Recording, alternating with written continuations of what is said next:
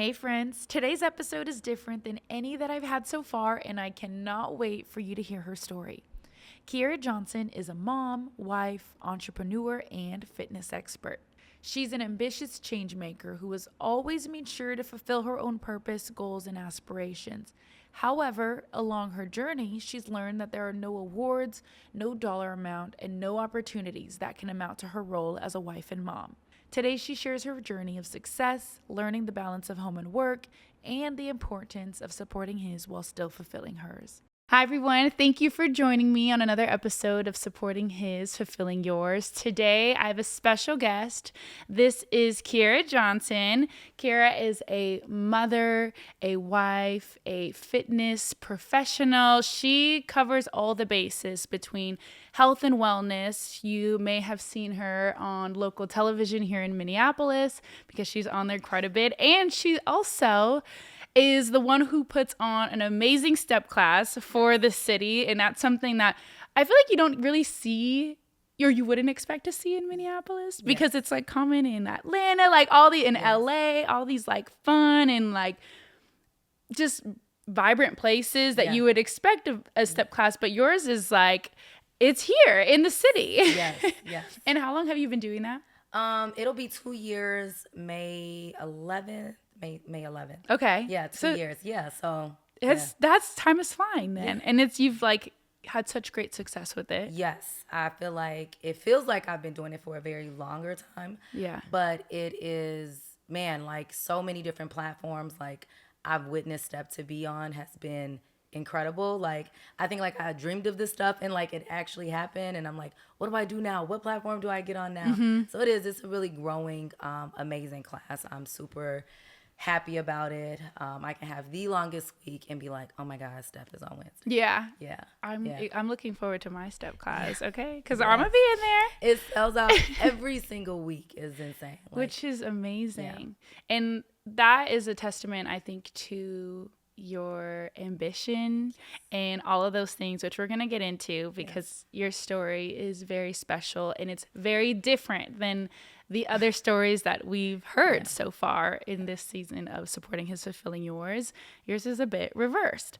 So I want to start from the beginning. And just for context, we are not talking about, your husband, the focus I want is like for you because your story is different of you being the one with all the ideas, all the goals, all of the everything, right? Yes. So let's start from the beginning of where this came from, having your first baby and all of that.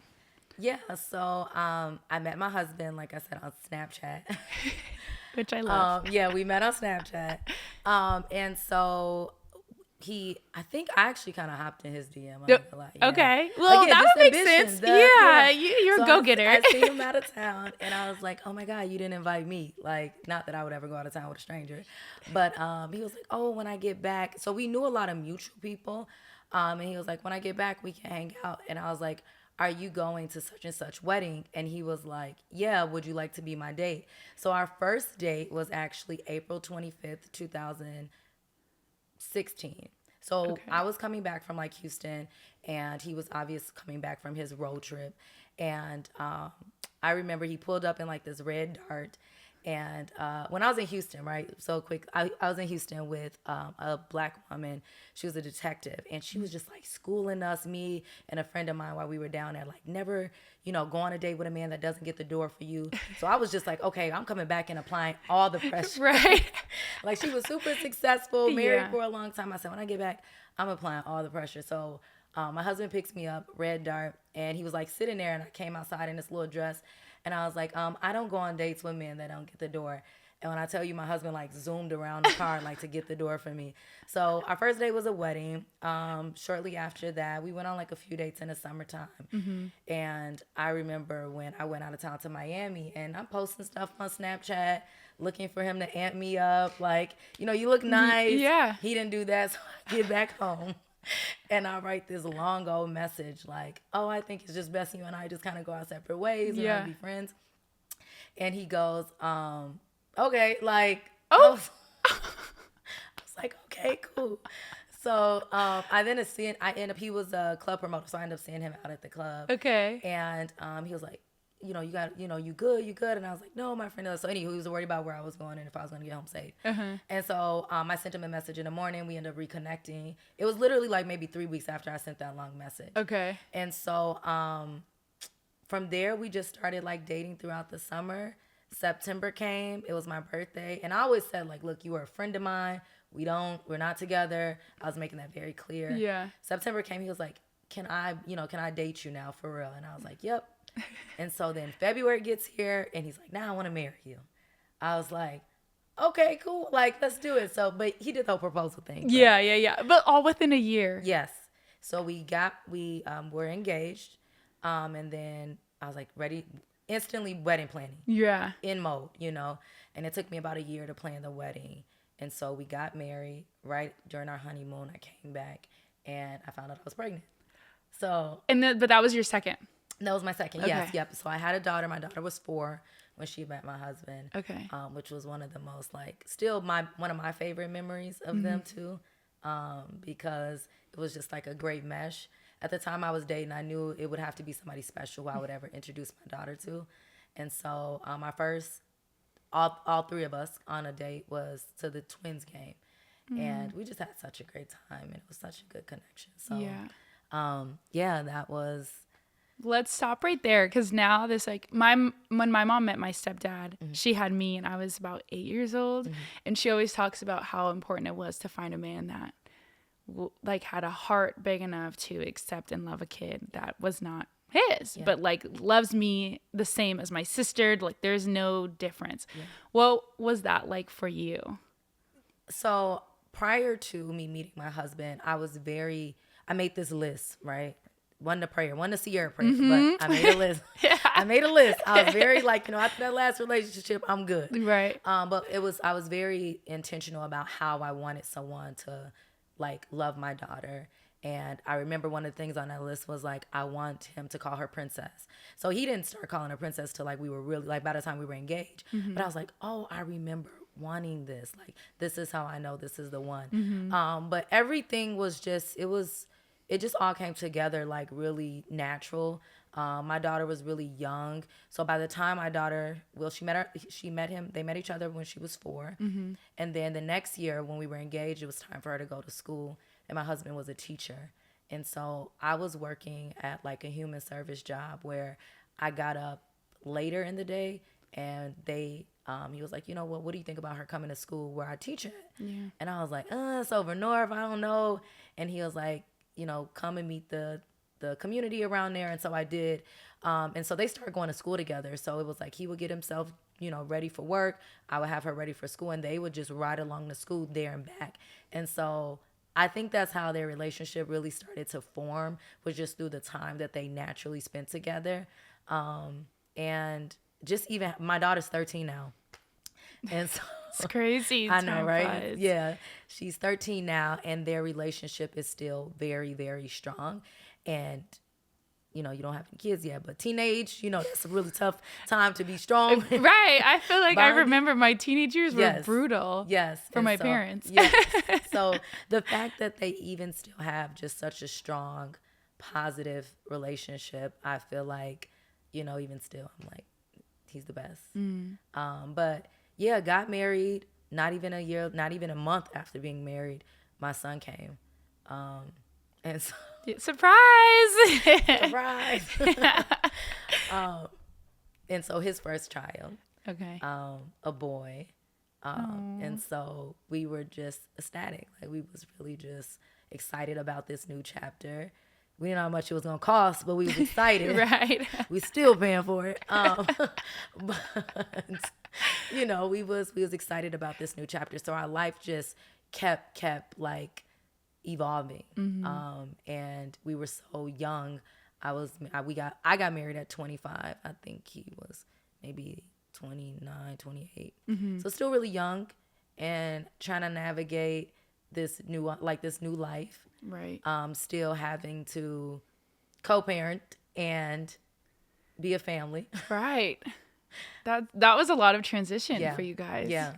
So soon. Yeah. And he was like a bachelor living on his own, working, promoting the club. Like he had his own thing going on. And I just came into his life in 6 months and it just all changed. Right. And then he became a dad. Yes. Like stepdad, then dad, Yes. then husband, Yes. and then a teacher. Yes. Yes. You were like, all right, let's get it. Let's build this life together. Yeah. So we've talked about this, that you've always been very ambitious. Yes. And we talked about, you had your daughter when you were younger, right? Yeah, 17. Mm-hmm. 17. Yeah. So Yeah. that was like fight or flight. You had to figure that out Yeah. for your baby girl. Absolutely. So as you like got into this relationship with your husband, were you in that mindset of like, I can do it by myself? Were you doing it by yourself? Like, what was that like? What were you did that play a role in how you found a man like him? Yes. I was very much independent. I think even 7 years married, I still have to pull back. Yeah. Just, unlearning some things. But yes, I was very independent, having a baby at such a young age. I was still in high school. I was just getting finished with high school and then going off to college, not even knowing, I'm not even gonna lie to you, I didn't even really know what college. My family was so pulled back from that world that I didn't even know what I was getting myself into. And so I just knew that I had to make this life for this little girl. And so though there were family in here, like in Minnesota, that lived here with us, I still was pulling most of the weight. And so I even, like I said, even to this day, it's still so hard to be like, you don't have to do it by yourself. But yeah, very much so, like independent. And Raymond, sorry, I don't know if I was supposed to say his name or not, but You can. yeah. It's up to you. Yeah, my husband was just really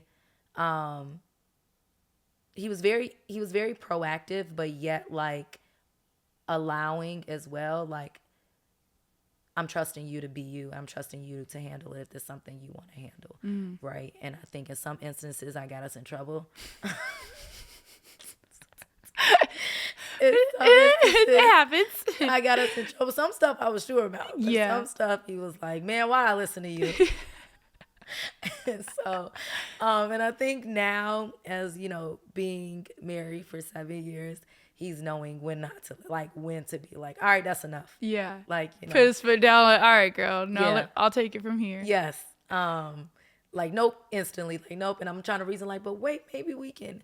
And so, yeah, I'm super thankful because he's always allowed me to be me and to do and to, take risks and not feeling like, oh, I'm the man of the house. I get to, lay this and do this.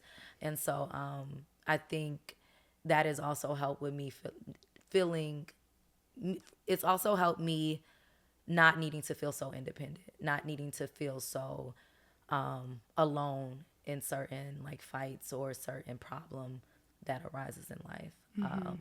And so, yeah, I'm truly thankful for him. When did you get into fitness? So when he proposed, I was like, yeah. And then now I look back like, here, what was you thinking? I was like, I'm unfit. I'm not. I need to get a trainer. And so I was like, let me pay for a trainer. So I ended up working with a young lady here in Minneapolis. And I just felt so liberated in my sessions with her, that I'm like, man, she's helping change my life and my perspective around health. So a little bit about me. I'm from Chicago, Illinois. I was raised North Minneapolis, if any of y'all know where that's at. Rough sides of the town. And so, health was not something that was embedded into my family rituals, just anything. I've never played sports. I think maybe I tried to run track, but didn't last. So when I was in sessions with her, I just was like, she's changing my life. She's changing my perspective around like how I operate my day to day. And so I remember at the time, like, she didn't offer meal plans. And so I started like researching. I was like, man, I'm doing all this work, ain't no results. And then, she would talk through sessions like how to eat clean, but I didn't know what that was. So me being me, I took it upon myself to just research what it looked like. And so I started just like meal planning and prepping meals for myself. Raymond, like we were changing like together. And so I I was like, what do I got to do to get in this industry? Like, what does that look like? And I was like, can I be your assistant? Like, I just wanted to be her assistant, like, just to kind of learn more about what does a personal trainer look like. And that was kind of like decline, which was absolutely fine. So I ended up just doing more research as to what it meant to be a personal trainer. So I was in school at the time, going for my human service degree, and I found out they had like a personal trainer certification as well. So my last semester, as I'm finishing up with my human service, I also took a certification program as well through the college. Okay. And from there, from there, I graduated after I had my son. And even though I was certified, I didn't really go. I knew I wanted to get in personal training, but I didn't really go full. But after my son, I was like, oh man, I'm back big. Yeah, we're doing this now. We're doing this now. And so I started to kind of like transform my body. And then from there, I started like opening up my books. I got like a key to a small studio and started training and working with people. And this was back in 2018. I think I was just talking to somebody about it. This was like back in 2018. Okay. And from there, it's just, I haven't put it down. Yeah. And you created a whole brand off of it. And you got, now you're like the go-to for KARE 11 and to talk about health and wellness and all these things. So you've really grown over the last 7 years. Basically your marriage, right? It's been, you've grown so much. You've built something for yourself that is creating, paying your bills, helping you build your platform. All of these things. What was the role your husband played in that time? Super supportive, like very supportive, very, like I mentioned before, like go, be, have, And when I think about that, like, I think with that, it just came with so much grace. Like, I took so much on for my business early on. Even now I'm learning. I'm like, man, I need therapy. Like, even now, like, I'm learning how to just leave certain things at work. People tell you that, but when you're passionate about something, you really don't do that a lot of the times, right? And so I think with his role, like, he was very just, even to this day, just super supportive. Very, like, go, be, have, do, And it doesn't matter what it looks like. I'm always going to be the background of your foreground. If you fail, I'll be here. If you get lost, I'll come help you navigate. If you get stuck, I'll push you out. Like, that is kind of always been what I felt has been his role in my career. And so just to kind of backtrack, right, I got in fitness based off him asking to marry me, having a baby. But what kept me into fitness was losing family behind bad health. And so it was hard for me to be like, how do I pick this up knowing that I'm not even saving my father who's passed? How does it help when I just lost my grandma the year before I lost my father? And so I don't have the influence to help my family. So how do I stay committed to this? And I feel like my husband has really helped me through those dark times and really helped me to stay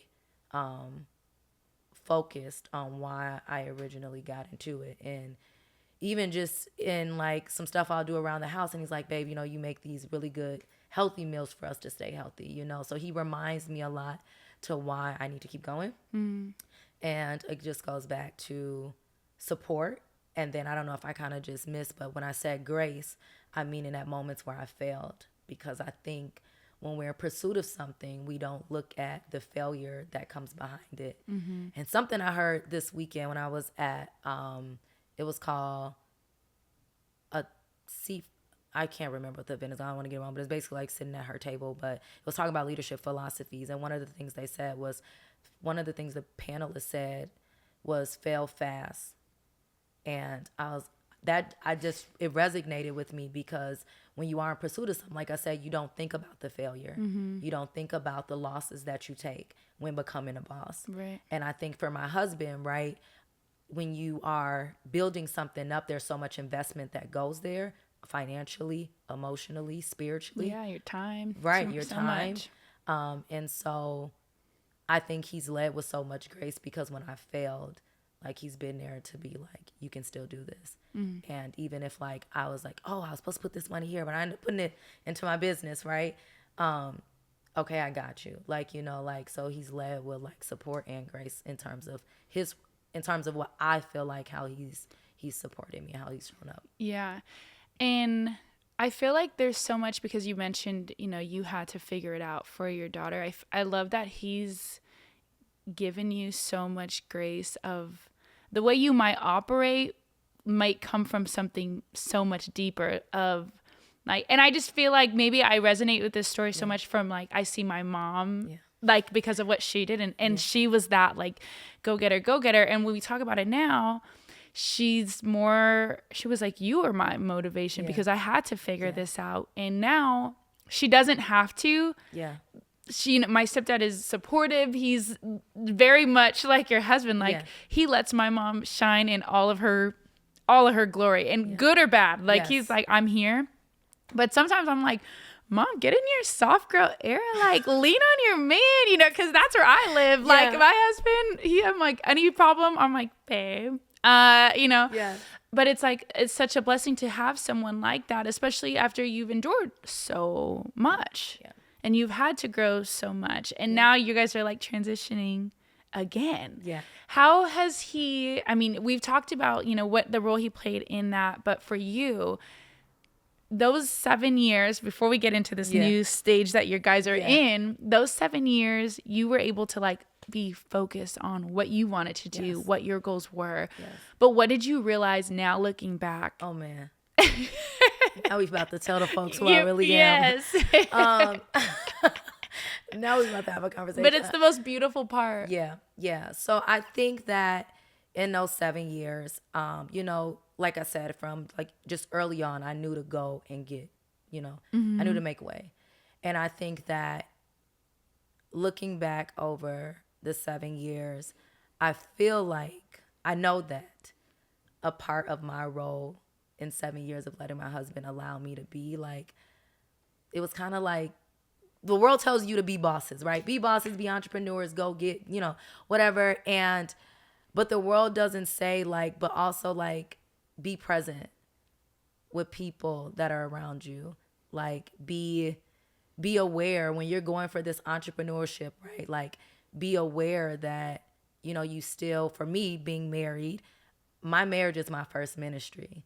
So a lot of sacrifices that I made for my business, I could have put that same energy into my marriage, you know? And I think it takes a real boss to say that, because we know the work that we put behind growing something.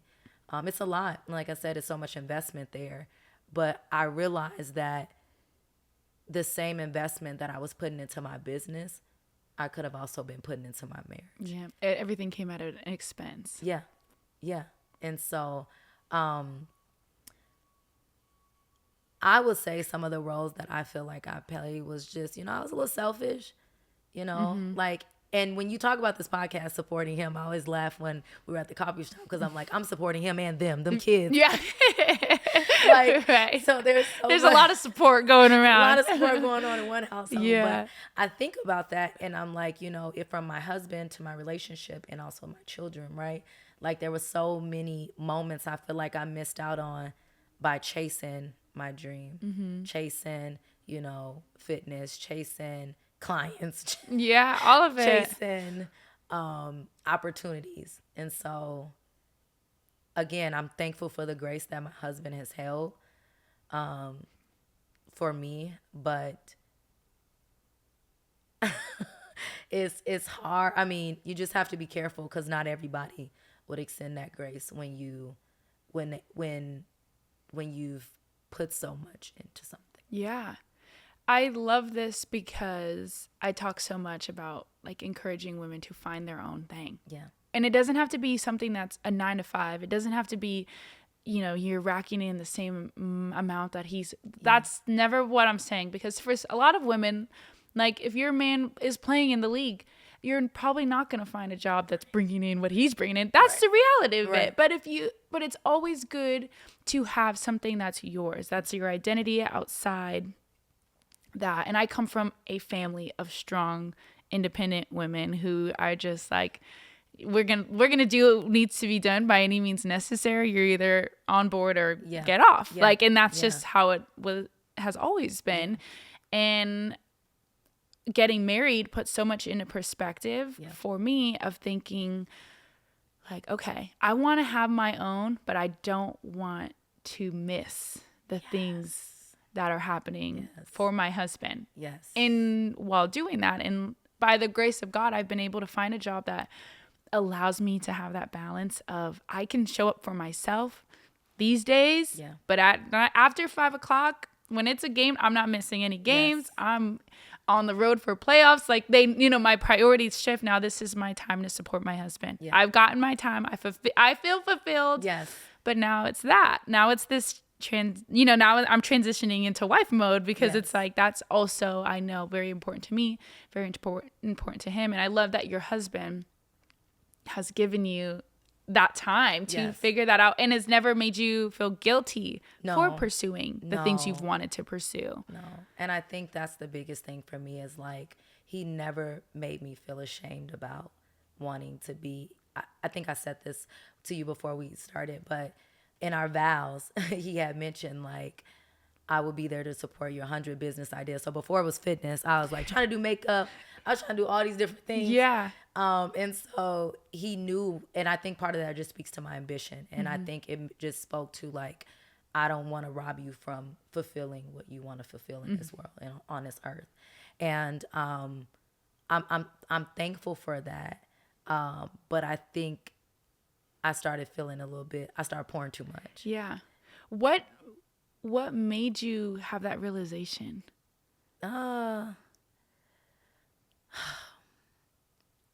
I don't think it was a moment.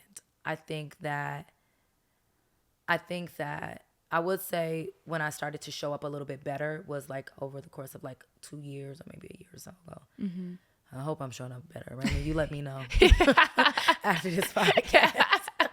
I'm sure you are. And so I don't want to say it was like a moment that turned it on. Okay. I think that someone asked me a question like, if you left this earth today or tomorrow, like how would you feel like? Would you feel like you made an impact?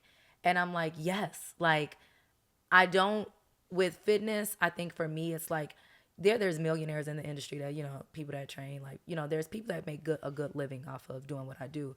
But I don't think it was for me chasing the money. It was like just the women I've supported, the lives I've changed, the lives I watched transition before me. People that'll go off, have kids, come back, and it's like now we're having new conversations. So I feel like, or even just like their personal life, like ways that I've showed up as like a friend. Like, so needless to say, I feel like I have made that impact when it comes to, I feel like I've created a huge impact if I left this earth today or tomorrow. If you were to ask me how I like if that same impact happened in my personal life, that's where the question mark would arise. Mm. And I told myself, I never want to feel more influential to the world and not to my family or my, meaning my immediate family, my husband, my children. Yeah. And so I think that was more of my realization, to be like, my impact happens at home first. And then the world gets the other half of Kiera. Mm-hmm. Then KARE 11 gets to see Kiera. Then We Step gets to see Coach K. Like, that was kind of like my turnaround. And I know you said we'll get into it later, but to think now how things has like, I prayed about it. I asked God, like, show me how I can be a better spouse. Like, reveal the things about me that makes me less selfish when it comes to my business.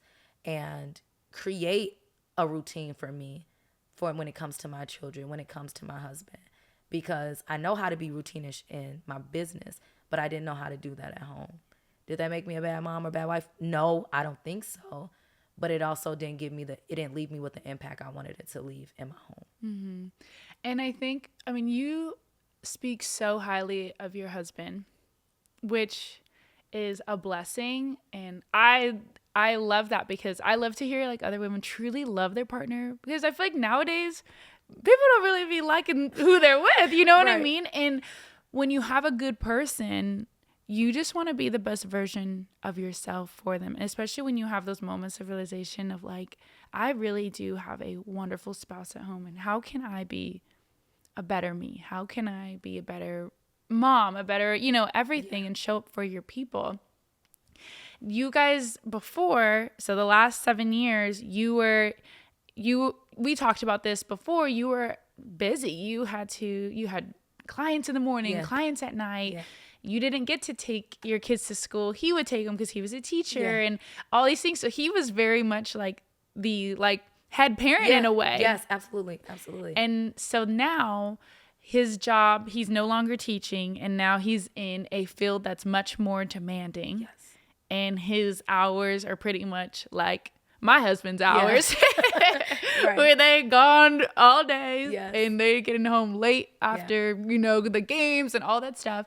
And now you've had to step back into a role or step into a role, I guess, that he had kind of taken over. Tell me what that transition has been like for you. It's learning. Like, I'm learning. Mm-hmm. I enjoy it a lot. I feel like I'm thankful for it because I prayed about it. Now I'm like, oh snap! Like, now I gotta be a mom for it. But one of my routine in the morning is except for Tuesdays, because I work really early on Tuesdays, but I get up and make my kids pancakes in the morning before school. It's very important that I'm here in the mornings for my kids. Mm-hmm. I think about how people tell you affirmations in the morning and things like that, and I know being their mom, I can only imagine. Even with my 13-year-old daughter, I didn't realize she recognized how routine it started to get in the morning. And so she would even ask me Mom, you gonna be here in the morning? I think it means so much to her to have me just be here and be present with them in the morning. And so I enjoy it. It's I'm a Virgo, so I'm automatically I-10 by 10. Everything has to be organized, everything.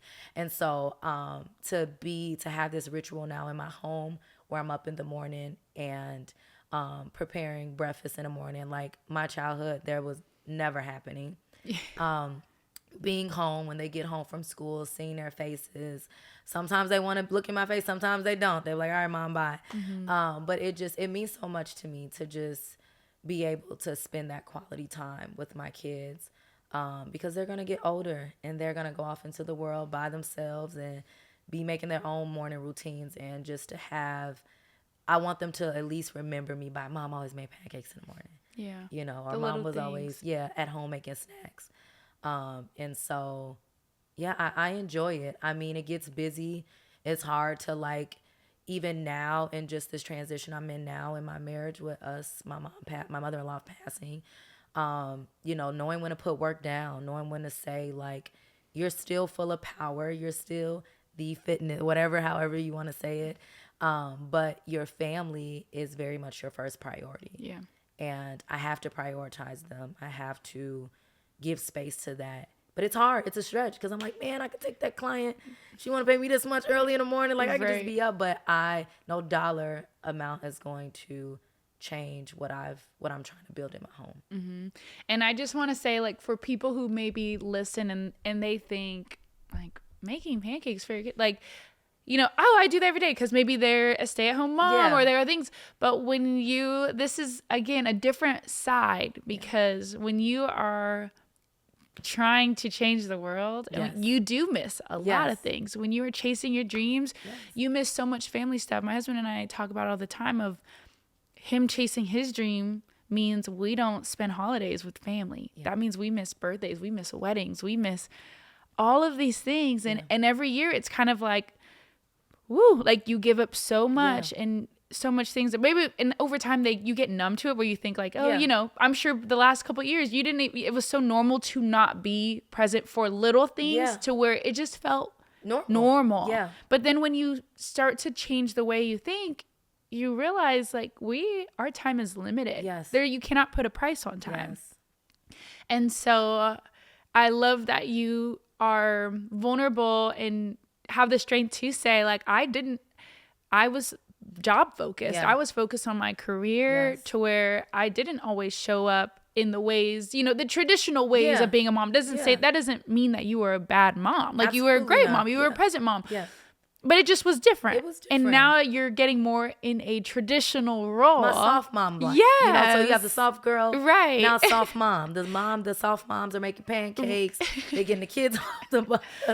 Which is beautiful too. Yes, There's yes. no one way to mom. Yes. But it's like, that's your opposite. Yes. And for maybe women who are moms and they go back to work and they have that mom guilt of, oh, I should be in the house. Like there's always some type of guilt. Yeah, especially with absolutely. women, because you're supposed to hold down the house, do this, do that, do this, everything. I remember my daughter when she had her, and then I had to go back to work, like 3 weeks. I was back at working. There was no 6 week. There was none of that. It was 3 weeks. I was back working. Mm-hmm. And so again, that just speaks to like how I was showing up in my home with 2 kids now. We working. Right. We getting bills paid. We're chasing dreams. And so. And I'm like, man, if I got pregnant today, I ain't coming back to work in 2 years. Right. You won't see me. I don't want to miss a beat. And so, I always say like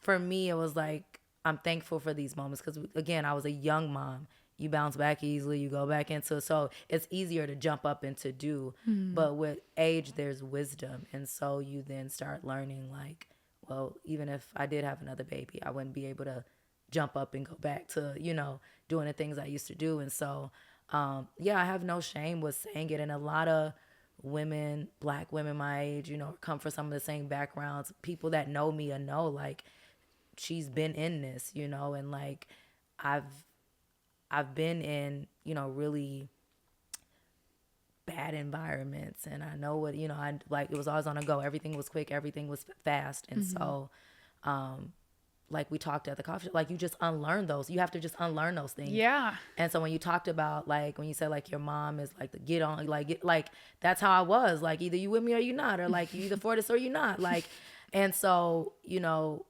I'm still unlearning some of those tactics. Yeah. Like, either you don't answer the call, okay, you don't want to text back, like, so you have to unlearn some of that stuff. Heck yeah. And that takes time too. Yes. And things that you think maybe are normal and you're like, I mean, and we've talked about this, like a healthy relationship, I say this all the time, a healthy relationship, a healthy marriage, they bring out the not great parts of you, because you realize, oh, this was toxic, oh, this is not, this like fight or flight mentality is not normal 24/7. I shouldn't have to feel that way. I should be able to, or never having a partner that you could rely on, and then finding someone that is dependable is a hard transition too, because you're just waiting for them to mess up. You're waiting for them to let you down. You're waiting for all of the things, or they're a nice, good man, and you're just like, I know there's something wrong with you. Like I'm waiting for it. And you end up ruining. You ruin your own happiness by trying to make something that's not there. So that's a lot of unlearning that you've had to do over the last, I would say more like 2 years, right? Because you've been on like go, but now you're, once you take like a moment to step back, you start to realize, ooh, like there's a lot going on. Yeah. And I'm, and I'm like you said, it's still a process. Like classes, 60 people. I'm like, even when I got the news about my mother passing, I just left KARE. I just left out of KARE 11 doing an interview. And then I had like a photo shoot. I had like a class, 60 people at class. And I was like, man, I want to cancel. Like, I probably should cancel. I need to cancel. And my husband was like, nope, don't cancel, keep. And because he's just like so full of this grace and just like, I want you to go do B. I'm like, all right, I'm going to go do B. And do I feel like, did I walk with a little guilt that day? I did, because I'm like, my husband just got probably the worst news of his life. Yeah. And here it is. I still got to be this shero and go out and still like do a class, do a photo shoot with my staff, do I already completed the KARE 11 interview, but, I still have to post it, still have to, so I'm still going and not, how can I support him? Like, I was thinking those things, but yet I was still on the go. Right. So you've been fulfilling yours, and now you're in this mode of supporting him. What does that look like? How do you support him, or how do you show up for him? Well, I guess, let me see. What am I doing? One of the things I love to do is like, because of his work professional, he's always like dressing up in suits and stuff. So I really like ironing his clothes at night. That's it, right? Ironing his clothes at night. after we got the news about the passing, I was like, oh, let me get you a gym membership. Like, so get him like a gym membership, packing his lunch. I really enjoy packing his lunch. And I'm like, did you eat your lunch? He'd be like, yeah, I ate it for breakfast. I'd be like, you're not supposed to eat it for breakfast. Right. Like, but doing those things, just checking in more. I think like after certain days, I'm exhausted. Just being around people, sometimes I just want to like go and lay down and don't want to be bothered. And I used to do that a lot. I used to come home and be like, you figure out the kids, I'm finna go lay down. I'm exhausted. Been working from sun up to sundown. And now just checking in more, you know, like, how's your day? Tell me more. So now we have this thing where, because of his work professional, I was not interested in that at all, right? Like, I was very much like, I hate this. Feel like it's ruining our marriage. You watch too much of it. Yeah. But now it's like such a bonding time for us to sit and enjoy and to watch this type of entertainment. And so I'm super thankful that I kind of let my guard down a little bit and was like, what is this really about? And there's a little investment there because of, you know, who he works for. And so just showing up and checking in more, I think. Asking him what is his aspiration. So the work that he does do, right? I'm like, we can start a business. Right. Yeah. You're already He's like, thinking. no, that's not where I'm at. I'm like, all right, okay. I respect it. You know, so just supporting where he's at. Yeah. Like, it's not everybody's dream and goal to run their own business, you know, and really understanding that about my husband. Because I think first, when you're in your soft girl era and, you know, you want men to show up in a certain way, like what do they call alpha way, right? And in doing that, a lot of people feel like it's running your own business. And that's the mindset that I kind of come from because of my background, you know? And knowing that my husband can still be the head of household without needing to run his own business, without needing to, you know, he can shine at where he's at and make a ton of money too in doing so, right?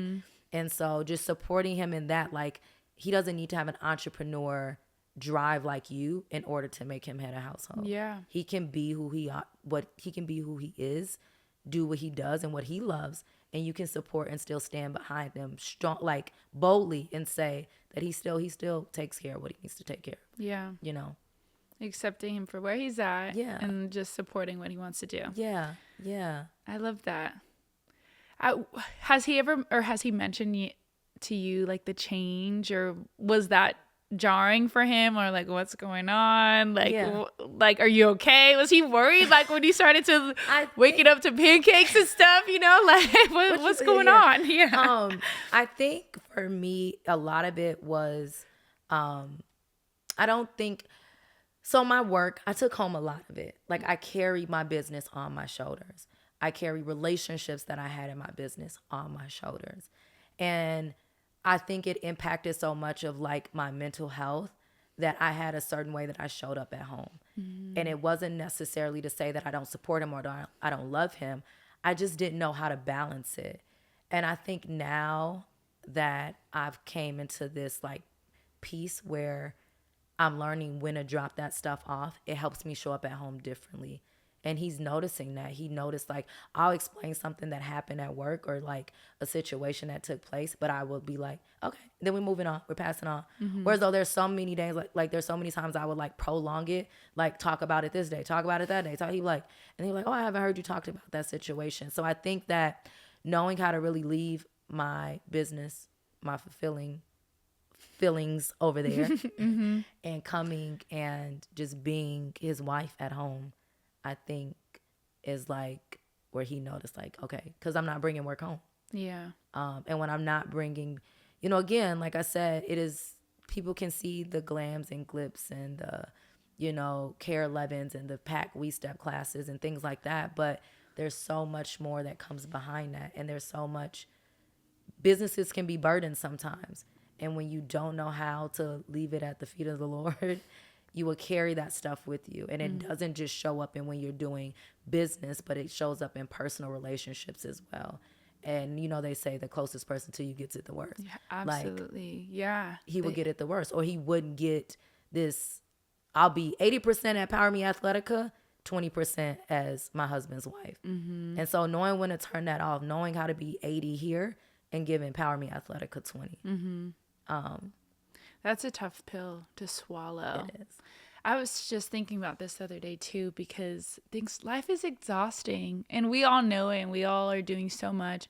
And when we get home, you know, we just want to isolate and do these things. But when you're married, they should get the best parts of you. And we often give our spouses the not so best parts. You get the brunt of everything of like, you just get the whole day. And it's like, oh, and I'm guilty of that too. Like being grumpy over some stuff that happened throughout the day and being tired from work and like overstimulated, let's say, like, you know, going to games and all these things. And it's constant interaction and emotion. And then when the time we get home, he's like, we're just like looking at each other like, whoo, like that was what a day. But it's like, okay, that's our time to spend with each other. So I think that's beautiful that you recognize that and you were like, I need to change that. Because even when it comes to marriage is, you're constantly navigating a new person all the time. You're changing yourself, you're growing, your partner is growing,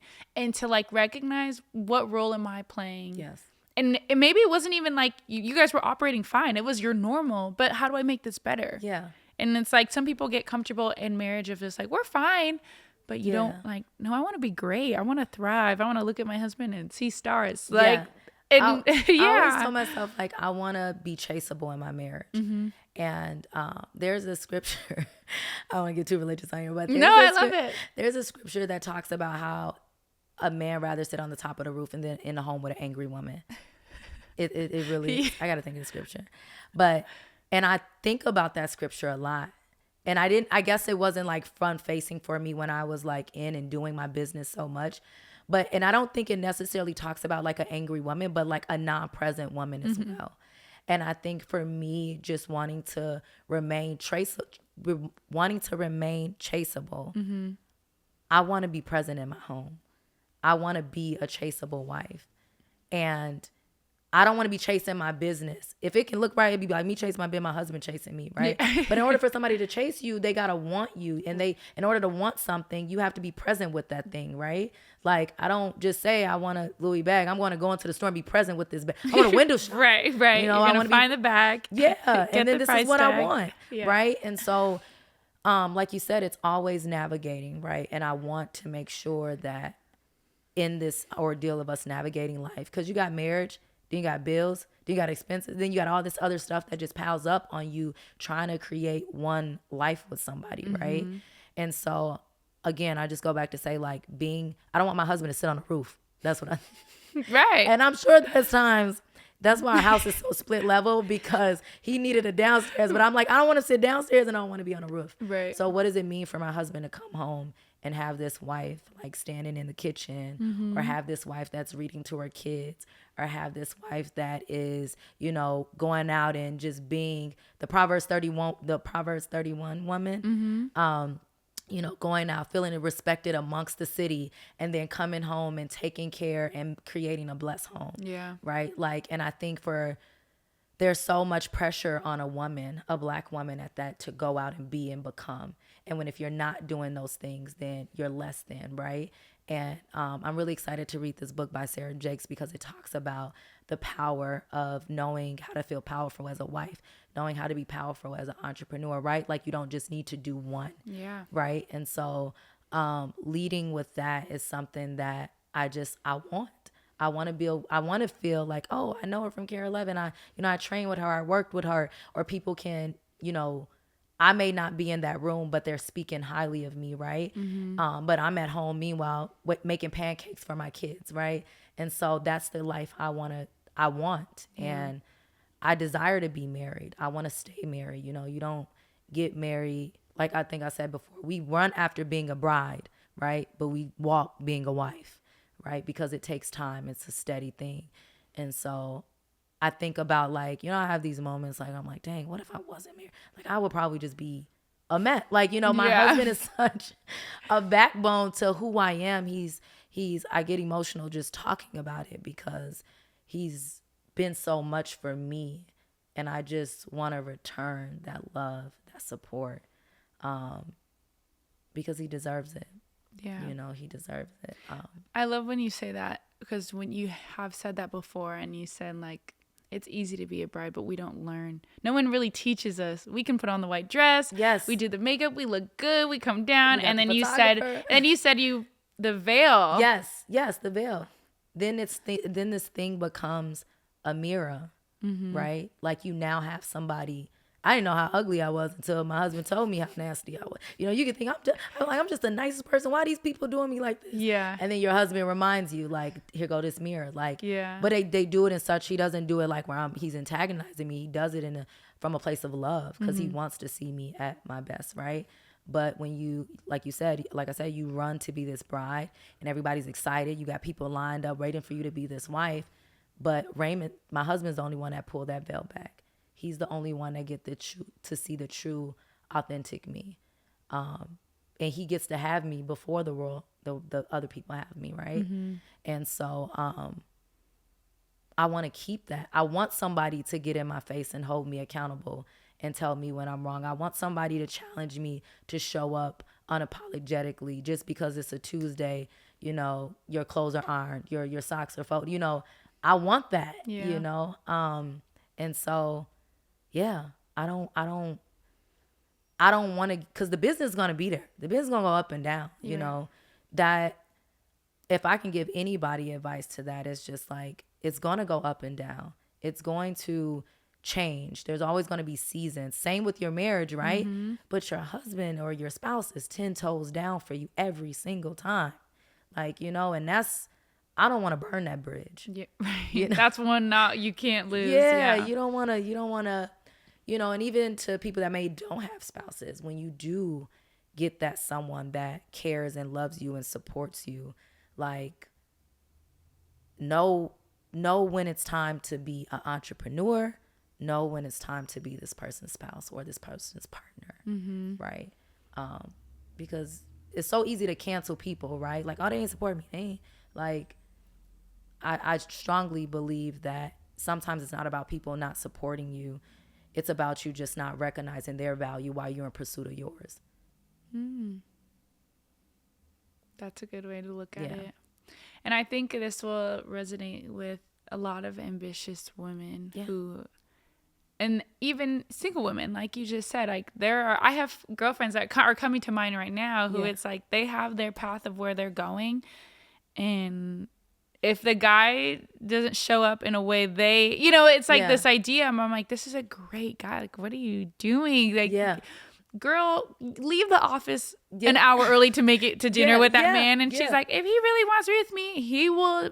I'm like, he doesn't want to eat at 8 p.m. Like, find a balance because your husband is walking out right now because you're just so prideful and you, when he might be somebody who allows you to soften up, who allows you to feel where you can still be all you are and all the greatness that you have, but also be able to come home and be soft and be cared for.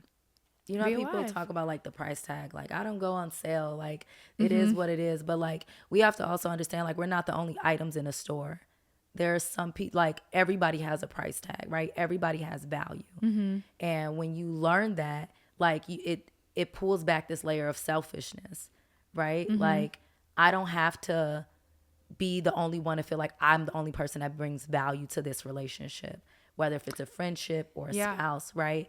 Like, you have to also see someone else's value, even if they're not showing up as aggressive as you, right? Like, again, we think about roles in marriages, like women, we want to be soft. We want to be, you know, so we take a step back. Whereas, like, we're expecting our men, again, to be like alpha men and such, this, that, and the third. And I feel like just what if the roles are reversed, like mine's, right? Like, I was the one in pursuit of business. I didn't know exactly what I wanted to do, but I know I wanted to do something, running my own self, right? And running other people, whatever. My husband wasn't like that. But that doesn't take away from his value to show up as a man. Right. Right? Like, so I can't just be like, oh, if you don't support my business. There was times I did that. Like, oh, you don't support? Okay, I'm gone. Yeah. Like, so, but that was, when I look back on it, and when I say gone, I mean just like, all right, well, I ain't gonna pay you no mind today. Or you ain't trying to listen to my problem. You don't want to be my therapist. Cool. Like, I'm gonna go find somebody. Right. And so, in terms of like a friend or something like that. But I really feel like when the roles are reversed like that, you don't take from that person's value. And I learned that. And I think, like, again, just because somebody doesn't show up as aggressive or maybe have a business plan, because here it is, I'm running a business. I ain't always have a business plan. So I'm just out here running. Yeah. And that's another thing, like, as you're getting to entrepreneurship, like, have a plan. Because if this is going to be something that you chase for this amount of time, right? Like, I'm waiting until I see myself here. Have a plan, because you are sacrificing something. You know, you do sacrifice time. You know, if I would have said, like, man, by the time my daughter's 13, I want to make this much, or I want to do this, or I want my business to just be up and running like this, I probably wouldn't have missed so much time with her, you know, or with my family. I didn't have a plan. I was just running, trying to be this boss woman with no plan. Yeah. Winging it. You know. Now I look back and I'm like, Kiera, you probably wouldn't have missed so much time, or even would have really been in a soft era. Yeah. If you had a plan, you know. So I love that you have recognized so much, and that you can do it humbly. Like, you're like, I'm coming, like, humbly, like, ladies, love on your man, pursue the things you want to do, but also find a good balance that allows you to be present in your home for your kids, for your partners, for your family, whoever it is that is a priority in your life. What would be the best advice that you've gotten recently over the years about marriage, other than just showing up? Other than your advice, what would be advice that has, like, helped you? I just asked Raymond this question. I was like, we was talking on the phone yesterday. I was like, we've been married for 7 years. What do you feel like is our strongest suit that can help us marry? Yeah. Because we're talking now. We're talking 2024, right. Black, young, both have really good, like, you know, careers are good. What do you feel like has kept us? And I think one of the things he had mentioned was just, like, knowing your partner's heart. Like, life is going to occur, but knowing that individual heart, it helps keep you all together. What kept us together is what his philosophy was. And mine was just, like, just grace and forgiveness. I really feel, I don't want to get emotional, but I really feel like the grace that my husband has led and had for me has really, truly, it almost feels like God's grace. Like, I know what that feels like. Like, you don't have to tell me. I'm like, when the words say you forgiven, I believe it, because I just know the amount of grace that my husband has extended to me. And I feel like we show that layer to each other so much. Not to just do whatever, but like I said, even when we're in pursuit of business, when we need to be, you know, gracious towards our kids, like, we just demonstrate that in our home, navigating a teenager, right? Like, I'm like, like, back when I was a teenager, Mom, get out. You know, so I be having that same mental, like, go, right. You know, but just the extent, like, the grace that we've given. And so my advice would be for me, is just having that heart of grace, knowing when to pull back, knowing when to support, knowing when to thrive, but graciously, right? Like, had I knew life would have been set up like this years ago, you know, it probably would have saved us a lot of arguments. And so I'm super thankful for my husband. I love him so much. If you're watching this, I love you. And he's taught me so much. He's taught me so much about myself. I feel like my business has shaped me, but when people see the business, it's not so much I don't want to make it all about my marriage, but I feel like business, entrepreneurship is a commitment. And so when I look at the amount of years, like you said, we just put it together, like, man, it's actually been the same amount of years. Yeah. There's a commitment there. And I'm thankful for my commitment to my business, but I'm also really thankful for my commitment to my marriage. Yeah. And when we talked the other day, you had said too, there is no this without him.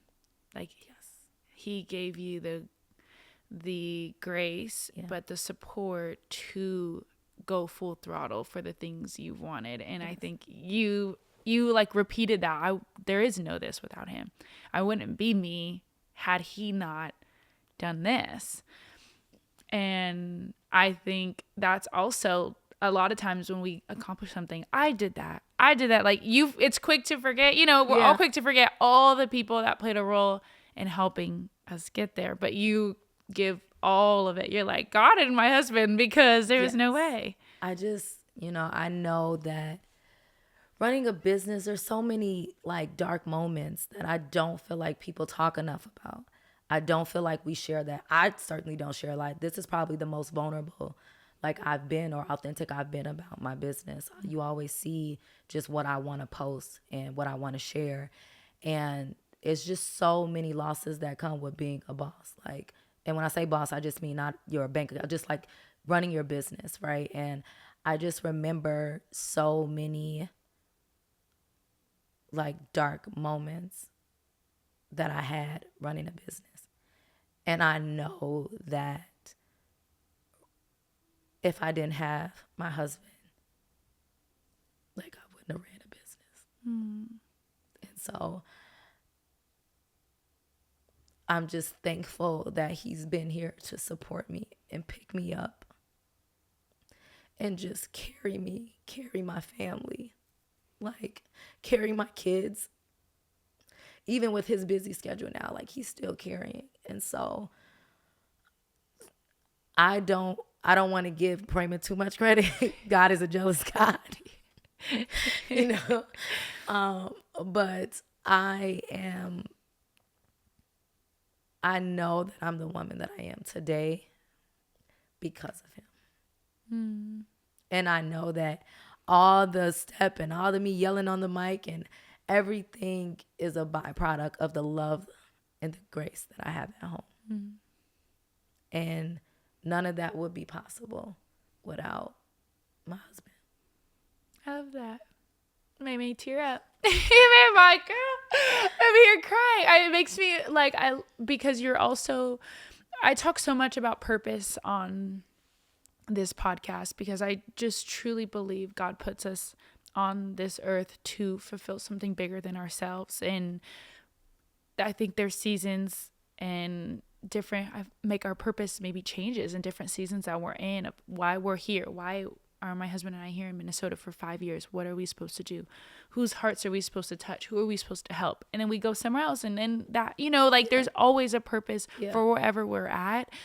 And I think like God placed your husband in your heart to help you help all these other women, to help Black women to find health, because health is not a conversation in Black and brown households. I didn't grow up talking about those things. And that's something everyone struggles with in my family, is weight and health and all these things. And so I've been like kind of like that changing person of figuring that out, what feels good. I'm first one trying Pilates, trying Legree, anything. Like, I'm like, okay, guys, let's try this. But like the work you're doing is so much bigger than just working out, just training. Like you're changing the mentalities. You're helping change generations of women in our community. And I think, like, I know you're like, I don't want to give all that God, like, oh, we know it's you, but like, he's an extension, we're all God's children, and God puts people in our paths and our lives to help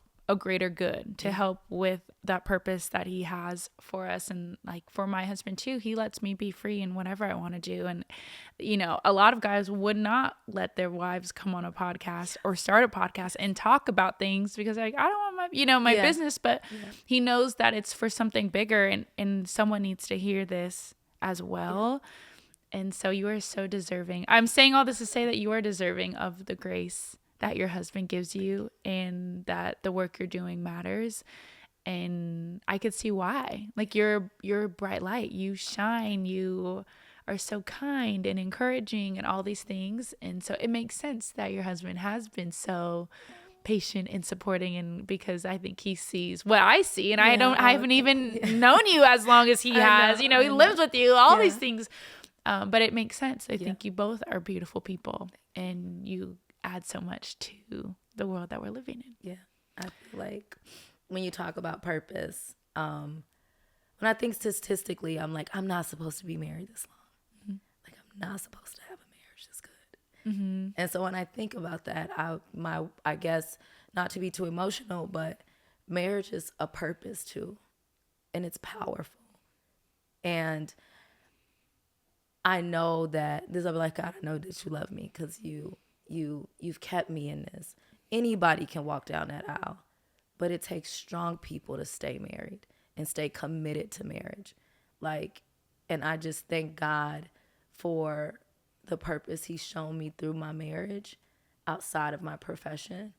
And if my profession ever failed or if I stopped, like, I know that I still have something so purposeful, which is my marriage, my children, and I can find peace in that. Mm-hmm. We don't always have to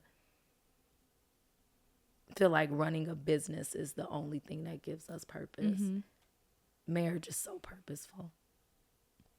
And it's God, like, two people navigating life from two different backgrounds, two different upbringings, stepkids, kids, like, yeah, you know, it's a lot. And so it's so purposeful. And I just never, like I said, I know we're kind of, ours is a little spinoff. I don't want to make the mistake again of becoming so invested in trying to fulfill this that I forget to support him, because he's so deserving. I think we have to leave it on that note. This is so good. I love it. Oh, this is so beautiful. And I'm excited for you, because I know the more we have those realizations and, like, it's like aha moments, yeah. God is like, that's what I needed you to see. Now I can give you more. Yes. Like, the blessings are abundant when you fully understand the purpose of it and the priority. And when we ask for more, God's like, hold on, I need you to figure out how to work with what I've given you. You know, I can't give you more if you haven't taken care of the gifts I'm giving you. I'm giving you a good husband. I'm giving you a good kid. I'm giving you a home, this and that. And you're looking for something outside of it when you're not supporting what's in it. Wow. And how can he give us more when we aren't pouring into it all the time? I'm always checking in with my husband, like, how can I be better for you? What do you need? And it's like, sometimes, like, you know, I'm doing all between this and social media, all these things. Yeah. He's like, I need you off your phone a little bit more. I need you locked in. And I'm like, you're so right. Yeah. Like, I have been trying to do all these different things. And it's like, I want us to thrive. I want this. I want all these things for us. But we can't have it if we're not on the same page. Okay. We're not both happy. But more things are just going to continue to come for you guys, because you are tapping into another level of love, another level of connection through God. And that's the best connection you can have. Yes. So I feel like there's a scripture that say, be faithful with the little. When you were speaking, be faithful with the little and you'll rule over much. Mm-hmm. And I feel like that, even though marriage sometimes can feel small and, you know, I'm just in the house, I'm in these four walls, I'm taking care of these kids, I'm doing it can feel small, but, like, being faithful with what God is, like you said, entrusted you with. I love that you said that, because it's so easy to lose sight. Social media, Instagram, tell you ain't got enough, you ain't doing a lot. Right. Where it's like all on timeline, like how to hustle. You ain't a hustler if you ain't working day sun up to sundown. Yeah. And you're not a good wife if you ain't cooking all your home meals. Like, all these things. I was always telling you what you should be doing. Yeah. And so I'm so thankful for this podcast. I'm so thankful that you are stepping out on your purpose and just being resilient and doing it, and not afraid of, like, learning different stories and being eager to do that, right? Like, you didn't have to do this. And so thank you, because I think even through talking through that, like, it's even talking through this, right? Like, it's seeds for me, you know, it's seeds for me. And I just really want to keep watering this and growing not only the businesswoman I know that I will become, because I'm very ambitious. That doesn't stop. That okay? doesn't stop. That doesn't stop. Don't listen to this podcast and be like, oh, she ain't accepting. We're still covering. We're still laying ground here, okay? Very much so. We're just also in the house. We're just also in the house. You know, it's a little balance there. But watering this season of my life, of stepping into this era. And I thank God for you fulfilling your purpose in this, because it's also helping women such as myself, even though it's a little reverse, but knowing what that means because of what your husband do, I'm sure you do have to support, right? It's kind of like it's for that type of, like, industry, it's like support, like, you know, and so I thank God that mine is kind of like reverse, but I think it's helping me water what it means to support him. And so I love that you made that connection before we talked, and you were like, wait a second, I feel for this. Yes. And I'm like, really? Yes. Because that was a shock to me, because it's very different than your story. All of the past women I've had on, the stories have been so different, but a common theme is like they've had to make the sacrifices for their partner. Whereas for you, he was making the sacrifices, but now you're transitioning. And I think it's beautiful, and there are seasons and reasons. And I always say, like, we know our husbands don't play in the league forever. They become coaches. They become life looks different over like time, and so there are going to be times where he might be doing more sacrificing than I am, and so I just love to hear that too, because it also helps me reach more women, and that's ultimately the goal. I think I definitely wanted to, start that way. I wish I would have started that way, like, more.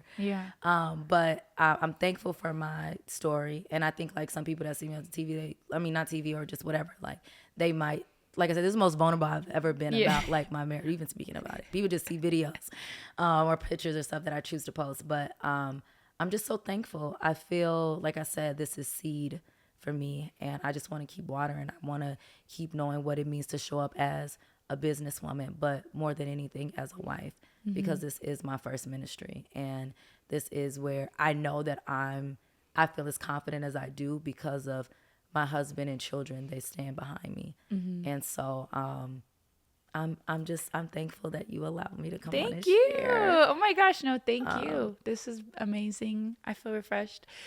I'm excited for you. Where can people find you on social media? It's kind of long, but I'll say it. So you can find me on Instagram at Keyaira, KEYAIRAS Johnson. That's my handle. For business, for classes, if you're like, what is this We Step class?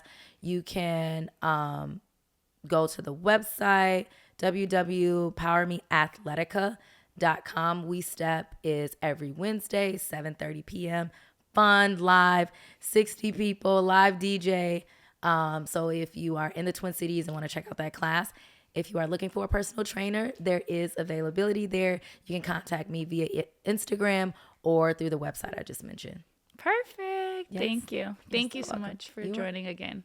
I love this. I can't wait for everyone to just take something from this, whether there's so many ways you can take it as well, but thank you again for coming on and sharing your story and being open and vulnerable, because you haven't been, and I think that's so special. I've had like multiple people already say, like, this is the most I've talked about my relationship, about my life, and I just feel so grateful that you guys trust me and feel safe and comfortable enough to share and have these vulnerable conversations. So thank you. Thank you guys for joining us on another episode of Supporting His to Filling Yours. Be sure to download this episode, tag us on social media. I'll be sharing her socials too on my socials. And join us next time. Thank you. Bye. I can just feel the love Kiera has for her husband radiate off of her when she talks about him. As I mentioned in this episode, we have to love and value the gifts we've been given before we can humbly accept more. So love on those who love on you. And just remember, we don't share to compare, but to provide insight, guidance, and relief in knowing that you're not alone. Please make sure to download this episode and let me know your thoughts on social media. I appreciate your support on this podcast, and I can't wait to see you next time.